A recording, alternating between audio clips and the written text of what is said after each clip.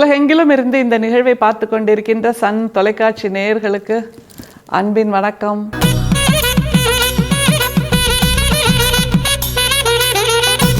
இது ஆண்டாள் மாதம், மார்கழி மாதம், திருப்பாவை மாதம். மார்கழி திருப்பாவை என்று சன் தொலைக்காட்சியின் கொண்டாட்டத்தில் நாம் அனைவரும் இணைந்திருக்கிறோம். பாசுரம் 29, அதை எப்படி சொல்வது? சாங் ஆஃப் ஆட்ரிபியூஷன் அப்படின்னு சொல்லலாம். என்னெல்லாம் ஆட்ரிபியூட் பண்ணுறாங்க இந்த ஆயர்குடி மக்கள் கண்ணனுக்கு அப்படிங்கிறத ஆண்டாள் ஒரு பட்டியலாக கொடுக்கின்ற ஒரு பாசுரம் இது. இதில் அந்த கண்ணனோடு எப்படி அவர்கள் தங்களை ஒன்றிணைத்து கொள்கிறார்கள், ஐடென்டிஃபை செய்து கொள்கிறார்கள் அப்படிங்கிறத தெளிவாக சொல்லுகின்ற ஒரு பாசுரம். அதில் வேறு நிறைய அழகுகளும் இருக்குது. அதையெல்லாம் கொஞ்சம் பார்க்கலாமா? ஆண்டாளோட வார்த்தைகளோடு பயணித்துட்டு வந்து அதை கொஞ்சம் டீகோட் பண்ணலாம். சிற்றஞ்சிறுகாலை வந்துன்னை சேவித்து உன் பொற்றாமரை அடியே போற்றும் பொருள் கேளாய். பெற்றம் மெய்த்துண்ணும் குலத்தில் பிறந்த நீ குற்றேவல் எங்களை கொள்ளாமற் போகாதே. இற்றை பறைகொள்வான் அன்றுகான் கோவிந்தா. எற்றைக்கும் ஏழேழு பிறவிக்கும் உன் தன்னோடு உற்றோமே ஆவோம். உனக்கே நாம் ஆட்செய்வோம் மற்றை நம் காமங்கள் மாற்றேலோர் எம்பாவாய்.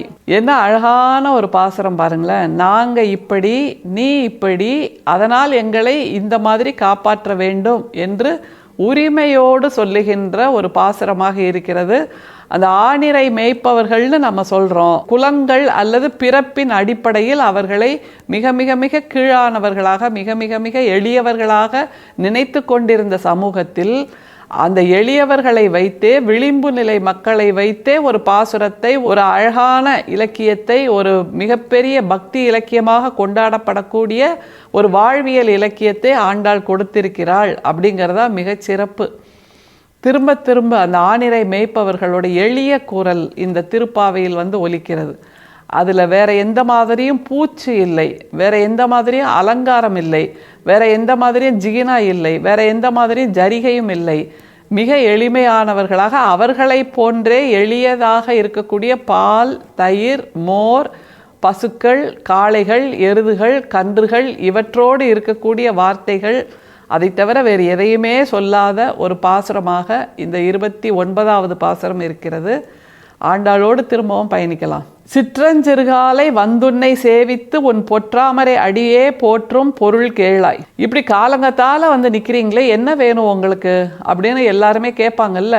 ஏன்னா அதிகாலை என்பது திடீரென்று யாராவது ஒரு வீட்டு வாசலில் நின்னா என்னவோ ஏதோன்னு பதறி போகின்ற அந்த நிலைமை எல்லோருக்கும் உண்டு. அதைத்தான் ஆண்டாள் அந்த பதட்டத்தை ஒரு மனோதத்துவ நிபுணராக சொல்கிறார்.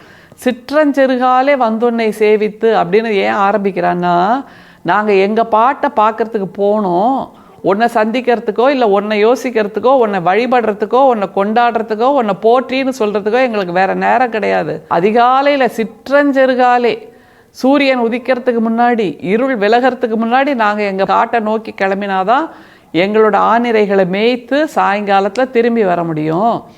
அதனால் அதுக்கப்புறம் எங்களோட வயிற்று பாட்டை நாங்கள் பார்க்கணும். உன்கிட்ட கேட்குறதுக்கோ உன்னை வணங்குவதற்கோ எங்களுக்கு நேரம் கிடையாது. அதனால் இவ்வளோ அதிகாலையில் கிளம்பி வர்றோம். சரி, காட்டுக்கு போகிற வழியில் உன்னை ஒரு நட பார்த்துட்டு போகிறோன்னு வர்றோம் அப்படின்னு மிக எளியவர்களின் குரலை வாய்ஸ் ஆஃப் த வாய்ஸ்லெஸ்ஸாக ஆண்டாள் எதிரொலிக்கிறாள்ங்கிறதா இந்த பாசுரத்தோட பேரழகுன்னு நிச்சயமாக சொல்லலாம். பொருள் கேளாய்னு சொல்கிறாங்கல்ல, அந்த ஆணிரை மேய்ப்பவர்கள் ஆய்குடி மக்கள் என்ன பொருளாம், அவங்களுக்கு என்ன தேவையாம், அதை சொல்கிறாங்க பாருங்க. பெற்றம் மெய்த்துண்ணும் குலத்தில் பிறந்த நீ குற்றேவல் எங்களை கொள்ளாமல் போகாதே. எடுத்த உடனே நீ நானும் ஒன்று, நீ ஒன்றும் உன்னை பெருசாக நினச்சிக்காத கண்ணா அப்படின்னு அந்த ஈக்குவாலிட்டியை எஸ்டாப்ளிஷ் பண்ணுறாங்க அந்த ஆணிரை மேய்ப்பவர்கள். நீ மாடு மேய்க்கிறவன் தானே அப்படின்னு சமூகம் சொல்லிச்சுன்னா நீயும் மாடு மேய்க்கிறவன் தான்.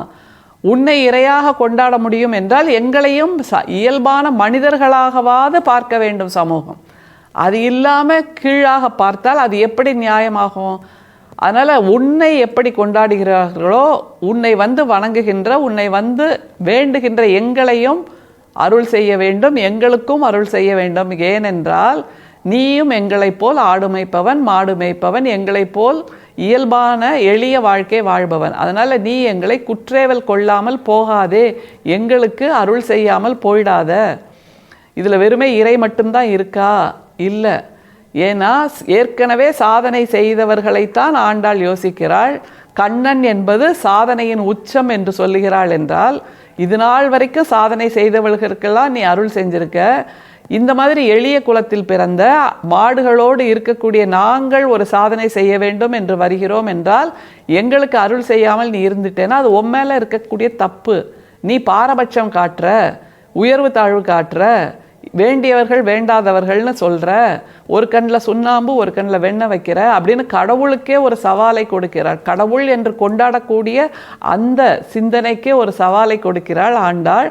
யார் மூலமாக? அந்த ஆணிரை மேய்ப்பவர்கள் மூலமாக. அதனால் எங்களை குற்றேவல் கொள்ளாமல் போகாதே, நீயும் நானும் ஒன்று அப்படிங்கிற அந்த எளிய விளிம்பு நிலை மக்களின் சமத்துவ குரலை ஆண்டாள் இதில் சொல்கிறா. சரி, நீ நானும் ஒன்றுன்னு சொன்னதுக்கப்புறம் அவங்க என்ன கேட்குறாங்கங்கிறது மிக முக்கியம். அதை பாருங்க. இற்றை பறைகொள்வான் அன்றுகான் கோவிந்தா, எற்றைக்கும் ஏழேழு பிறவிக்கும் உன் தன்னோடு உற்றோமே ஆவோம். எற்றைக்கும் ஏழேழு பிறவிக்கும் உன் தன்னோடு உற்றோமே ஆவோம் என்கின்ற மிக மிக மிக பிரபலமான மிக மிக மிக சாஜ்வல்யம், அப்படியே அழகு கொட்டுது அந்த வார்த்தையில். இற்றைக்கும் ஏழேழு பிறவிக்கும் அப்படிங்கிற அந்த வார்த்தை சௌஜன்யமான ஒரு வார்த்தை. இந்த பிறவிக்கு மட்டும் இல்லை, ஏழேழு பிறவிக்கும் அப்படிங்கும்போது அந்த ஏழேழு பிறவி என்னன்னு தெரிஞ்சுக்கலாமா? முதல்ல ஒரு காலம் இருந்தது, அப்போது 7 தலைமுறைகளும் ஒன்றாக வாழ்ந்திருந்த சமூகமாக இருந்தது. எப்படி 7 தலைமுறையும் வாழ முடியும் அப்படின்னா, அவ்வளவு ஆரோக்கியமான மக்கள் இருந்தார்கள். அதைத்தான் பெரியாழ்வார் ஒரு பாசுரத்தில் சொல்வார். எந்தை தந்தை தந்தை தந்தை தம் மூத்தப்பன் அப்படின்னு ஒரு வரிசையை சொல்லுவார். அந்த வரிசைப்படி எந்தை அப்படின்னா என்னோட தந்தைன்னு அர்த்தம். தந்தை தந்தைனா என்னோட தந்தையோட தந்தை, அப்போ தாத்தான் ஆகுது. தந்தை தந்தைக்கு முன்னாடி தம் மூத்தப்பன் அப்படின்னா கொள்ளு தாத்தான் ஆகுது. அப்போ இதுலேயே எத்தனை தலைமுறை வந்துடுது பாருங்க. கொள்ளு தாத்தா, தாத்தா, அப்பா, மகன் என்கின்ற 4 தலைமுறை வந்துடுது. அடுத்தது 3 தலைமுறை என்னன்னா இந்த மகனோட வாரிசுகள், அவர்களுடைய குழந்தைகள், அவர்களுக்குடைய உரிய பேரக்குழந்தைகள். அப்படிங்கும்போது அந்த கொள்ளு பேரன் வரைக்கும் இருக்கக்கூடிய 7 தலைமுறையும் ஒன்றாக இருந்த ஒரு சமூகம். அப்போது மக்கள் ஆனந்தமாக இருந்தார்கள், ஆரோக்கியமாக இருந்தார்கள். அதனால தான் அந்த காலத்தில் உள்ள இலக்கியங்கள்லாம் 7 பிறவிங்கிறத இயல்பான ஒரு வார்த்தையாக பயன்படுத்தினாங்க.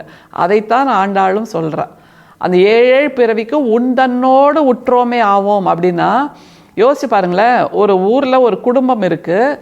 அந்த குடும்பத்தோட பெருமையை அவங்க கொள்ளு தாத்தா யாருன்னு தெரியுமா உங்களுக்கு அப்படின்னு ஆரம்பிப்பாங்க. அப்புறம் தாத்தா இந்த சாதனை செய்தார், அப்புறம் அப்பா இந்த சாதனை செய்தார், மகனும் இந்த சாதனை செய்கிறார், அடுத்தது குழந்தைகளும் இதே சாதனை செய்கிறாங்கன்னு சொல்கிறாங்கல்ல, அந்த பெருமை. அதைத்தான் ஆண்டாள் இதில் சொல்கிறா. நாங்கள் எங்களோட முன்னோர்களைப் போல் சாதனை செய்ய வேண்டும் என்று நினைக்கிறோம். வெறுமே பெண் வாழ்க்கை, பெண் இருப்பு என்பதை சமையலறைக்கும் மையலறைக்குமாக நாங்கள் நினைக்கவில்லை. நாங்கள் மாடு மேய்க்கின்ற ஆயர்குடி பெண்களாக இருந்தாலும் சாதிக்க வேண்டும், சமையலறையையும் மையலறையையும் விட்டு வெளியே வர வேண்டும் என்று நினைக்கிறோம். அந்த நினைப்பை 7 பிறவிக்குமான வெற்றியாக உருவாக்கி தர வேண்டியது உன்னுடைய பொறுப்பு என்று கண்ணனைத்தான் சாதனை நாயகனாக, சாதனையாகவே நினைக்கிறாள் ஆண்டாள் என்பதை சத்திய சாட்சியாக சொல்லுகின்ற பாசுரம் இது. இற்றைக்கும் 7 பிறவிக்கும் உன் தன்னோடு உற்றோமே ஆவோம் என்று உருகுகிறாள். என்ன அழகான உருக்கம் தெரியுமா? அது உணர்வின் பெருக்கம் அப்படின்னு நிச்சயமாக சொல்லலாம். நிறைவு வரியை பாருங்க. எற்றைக்கும் 7 பிறவிக்கும் உன் தன்னோடு உற்றோமே ஆவோம், உனக்கே நாம் ஆட்செய்வோம், மற்றை நம் காமங்கள் மாற்றேலோர் எம்பாவாய். மற்றை நம் காமங்கள் மாற்றேலோர் எம்பாவாய்னா, இந்த வெற்றியை தொடர்ந்து தருகின்ற அந்த காமங்கள், அந்த நேசங்கள், அந்த இலக்குகள், அந்த புரிதல்கள், அந்த தெளிவுகள், இதையெல்லாம் மாற்றிடாம எங்களை இப்படியே கொண்டு போ அப்படின்னு சொல்கிறாள் என்றால், இது திரும்ப திரும்ப ஒரு முறை வெற்றி பெற்றவர்கள், ருசியை பார்த்தவர்கள், வெற்றியின் ருசியை பார்த்தவர்கள் திரும்ப திரும்ப முயற்சி செய்வார்கள், திரும்ப திரும்ப சாதனை செய்வார்கள், திரும்ப திரும்ப தன்னுடைய சாதனையை தானே முறியடிப்பார்கள் என்பதைத்தான் ஆண்டாள் இந்த 29வது பாசுரத்தில் சொல்லி தருகிறாள். தந்தை தந்தை தந்தை தந்தைக்கும் மூத்த தந்தை, அதற்கும் முந்தைய முத்தப்பன் என்று எல்லோருமாக 7 பிறவியாக இந்த சாதனைகள் தொடர வேண்டும். பெண்களின் சாதனைகள் அடுப்பங்கரையிலும் மையலறையிலும் மட்டுமே இருக்கக்கூடாது. அதை தாண்டி பாவைக்களம் என்ற படிமத்தை ஆண்டாள் நமக்கு கொடுத்திருக்கிறாள். அந்த பாவைக்களம் என்பது எதுவாக வேண்டுமானாலும் இருக்கலாம், எந்த கலையாக வேண்டுமானாலும் இருக்கலாம். ஆனால் வாழ்க்கைக்கு அர்த்தம் கொடுப்பதாக இருக்க வேண்டும் என்பதைத்தான் ஒரு சுய முன்னேற்ற தத்துவ ஞானியாக ஆண்டாள் நமக்கு சொல்லித் தருகிறாள். மற்றை காமங்கள் மாற்றேலோர் எம்பாவாய். இது ஆண்டாள் மாதம், திருப்பாவை மாதம், மார்கழி மாதம். மீண்டும் அடுத்த பாசுரத்தோடு நாளை சந்திப்போம். நன்றி, வணக்கம்.